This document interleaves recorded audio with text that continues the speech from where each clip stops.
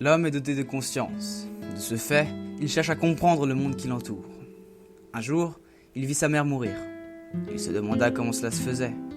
Grâce à la science, il apprit que sa mère, qui était très vieille, s'affaiblissait de jour en jour et que, au bout d'un temps, son corps ne pourrait plus la supporter et elle mourrait. C'est ce qui s'était passé. Mais alors, il demanda pourquoi son corps devait s'affaiblir et la laisser mourir. Il demanda si elle avait fait quelque chose de mal. Le monde resta silencieux face aux questions de l'homme. Il comprit que la vie était ainsi faite, que les événements avaient des causes, mais pas forcément de but. En tout cas, il l'ignorait. Il décida de ne pas en inventer un pour se rassurer, au risque d'être plus tard déçu, et préféra épouser le monde dans lequel il vivait. Il décida d'aimer profondément la vie, de la voir pour ce qu'elle est, absurde. Il la voit telle qu'elle est, il la ressent. Il refuse de se mentir à lui-même à propos de cette vie qu'il mène. Il ne se projette donc pas dans l'avenir, puisque de toute façon, ce n'est qu'une dimension façonnée par son esprit, et qui n'a donc pas lieu d'être, au risque de se mentir sur ce qui va réellement se produire. Et puis, à quoi bon vouloir 1000 richesses quand on a de quoi subvenir correctement à ses besoins? Pourquoi vouloir ce qui n'est pas nécessaire à la survie? Ça n'a pas de sens de vouloir plus, toujours plus. C'est absurde. L'homme n'imagine donc pas son avenir, ne souhaitant en rien que ce dont il a besoin. Il ne fonde aucun espoir en la vie. Bah oui, après tout, c'est absurde. Ah, que c'est beau. Très spirituel. Bonjour à tous. Comme vous avez pu le remarquer, aujourd'hui, nous allons imaginer ce que serait une vie sans espoir. Pour commencer, on va parler de Camus et de son premier roman, L'étranger. Sans spoil, ne vous inquiétez pas. Qui fournit un exemple théorique d'une vie sans espoir. Puis, nous aborderons plus largement la pensée absurde pour finir par comment on pourrait, selon notre propre analyse, et le débat est ouvert, vivre sans rien attendre du monde.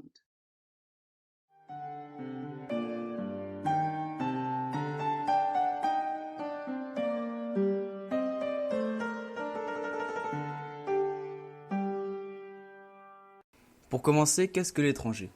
L'étranger est le premier roman d'Albert Camus, qui forme une sorte de trio avec deux autres livres que sont Le mythe de Sisyphe et Caligula, et le tout visant à représenter cette philosophie qui est l'absurde de leur auteur. Donc pour comprendre L'étranger, il faut d'abord comprendre l'absurde. Qu'est-ce que l'absurde? En 2 mots, c'est l'absence de sens. Ah bon, ça peut paraître un peu facile comme définition, donc on va étoffer un petit peu.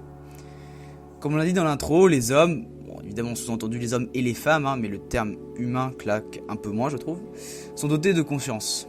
Et c'est le début des ennuis, puisqu'ils sont conscients de leur existence, donc ils se demandent pourquoi j'existe.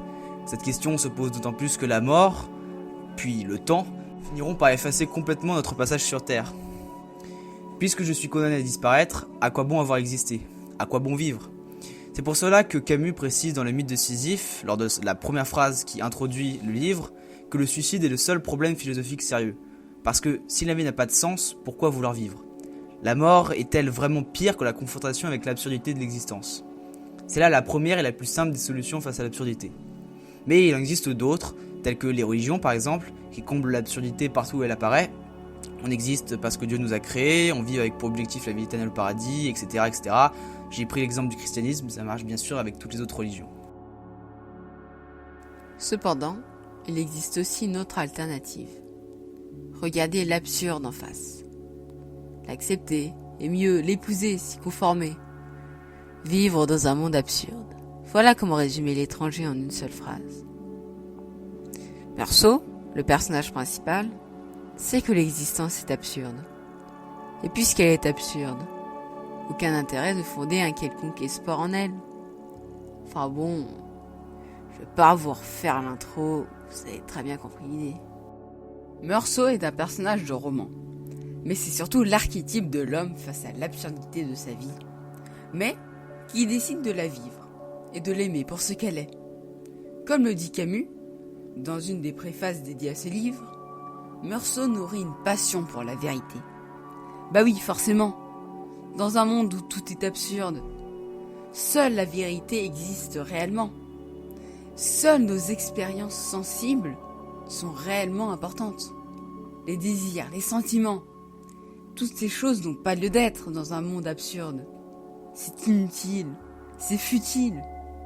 Éprouver de la douleur à la mort de sa mère est absurde, puisqu'elle devait mourir un jour. Et aimer est inutile, puisque nous devons tous disparaître un jour, et nos sentiments avec. Tout ça, c'est Meursault. Bien, nous avons le modèle, en quelque sorte, de la façon de vivre sans rien attendre de demain, sans rien espérer. Une vie dans le présent, au plus profond de ses propres sens, uniquement guidée par ceci. Bien, c'est donc théoriquement possible, mais est-ce concrètement faisable ? Peut-on vivre en se souciant uniquement de soi en un sens ? Peut-on absolument être détaché de ses émotions et écouter uniquement ses propres désirs ? Si vous avez un bon flair, vous avez peut-être senti que l'on va maintenant parler de nos amis grecs. En effet, sentiments et désirs sont les maîtres mots des philosophies stoïciennes et épicuriennes respectivement. Allons étape par étape. Commençons par parler des stoïciens. C'est une philosophie, certes, très ancienne, puisqu'elle remonte au IIIe siècle avant Jésus-Christ, mais qui a traversé les âges et est toujours très populaire aujourd'hui. Mais on ne traverse pas les siècles sans y laisser des plumes. On a souvent tendance à dénaturer ce mouvement philosophique.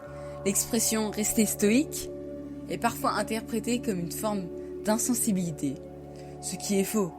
Quelqu'un de stoïque, au sens qui a adopté la philosophie stoïcienne, c'est quelqu'un qui n'est pas indifférent à ce qui l'entoure, mais à ce qui ne dépend pas de lui.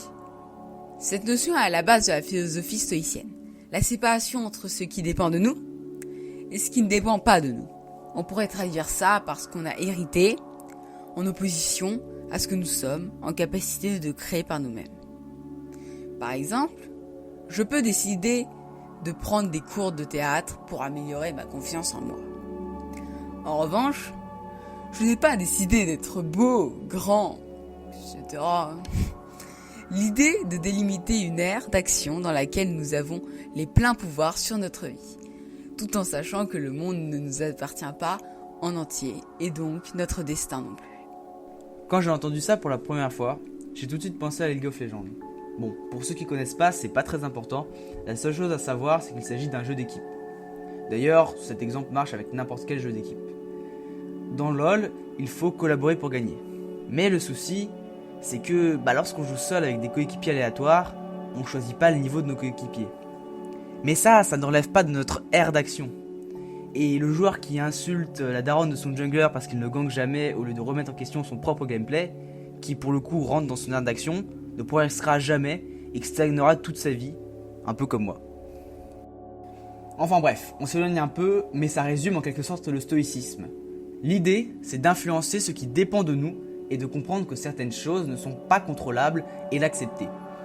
Ça ne sert à rien d'avoir envie de quelque chose que l'on ne peut pas avoir, de désirer l'impossible. Ça ne fera que créer de la frustration. Alors que si on est humble, si on désire uniquement ce qui est à notre portée, ou encore plus simple, uniquement ce qui relève du besoin vital, on est tout de suite moins déçu et rapidement heureux. De plus, la philosophie stoïcienne considère que tout a une cause, que tout est rationnel. Lorsque vous rencontrez quelqu'un dans la rue ou dans un magasin, ce n'est pas le hasard, c'est peut-être parce que, je sais pas moi, vous êtes tous les deux à court de PQ à la maison et vous devez rapidement aller en acheter et c'était le magasin le plus proche de vos deux maisons. Le stoïcien sait que tout est rationnel. Il n'est donc pas affecté émotionnellement par les événements. Il ne se dit pas « c'est pas de chance » parce qu'il y a une cause derrière ces événements.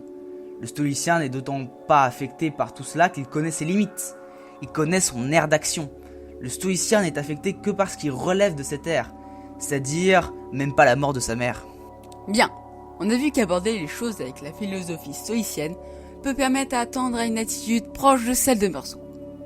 À présent, voyons un petit peu comment laisser place à nos désirs avec l'épicurisme. Tout d'abord, il est important de préciser que l'épicurisme n'est pas la chasse irrationnelle au désir. C'est pas une excuse pour finir complètement déchiré en botte. C'est avant tout la distinction entre le plaisir et la douleur. Et le désir, s'il provoque du plaisir, ce qui est la satisfaction du désir, peut finalement aboutir à la douleur.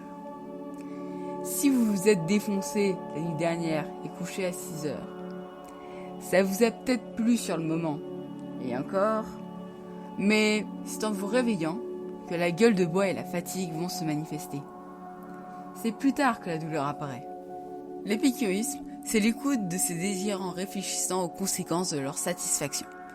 Pour nous aider à faire la distinction, il y a une sorte de classement des différents types de désirs. Les désirs naturels et essentiels, manger, dormir, etc. À satisfaire, bien entendu. Les désirs naturels non essentiels, genre manger un homard, à satisfaire avec modération. Et les désirs non naturels et non essentiels, par exemple fumer une clope, qui ne servent à rien puisqu'ils ne sont importants seulement si on y a déjà goûté. Voilà, une existence sans espoir et donc régie par les désirs ne devrait l'obéissance qu'à cette classification. Encore que Meursault est un gros fumeur. Résumons un peu tout ça. Nous cherchions donc à tendre vers le modèle type de la vie sans espoir que représente Meursault. Nous avons un moyen de contrôler nos émotions, le stoïcisme, qui n'est certes pas simple à appliquer, mais reste faisable, il y a certains exemples dans l'histoire. Et un moyen de résister à nos désirs, l'épicurisme, qui lui aussi est atteignable, en tout cas en partie. En somme, avoir une vie de ce genre-là est possible. La question serait plutôt, a-t-on envie de cette vie-là ? Les émotions sont-elles forcément des sources de frustration ? Les désirs superficiels ne participeraient-ils pas aussi au bonheur à leur façon ? Meursault, le modèle de ce mode de vie sans espoir, finira par être pris à son propre jeu, rejeté par la société, un ovni, une bête, un être inhumain. Être autant en confrontation avec la société de son temps a toujours été un handicap dans la vie sociale. À chacun de définir si c'est une liberté que l'on prend ou des entraves que l'on se met.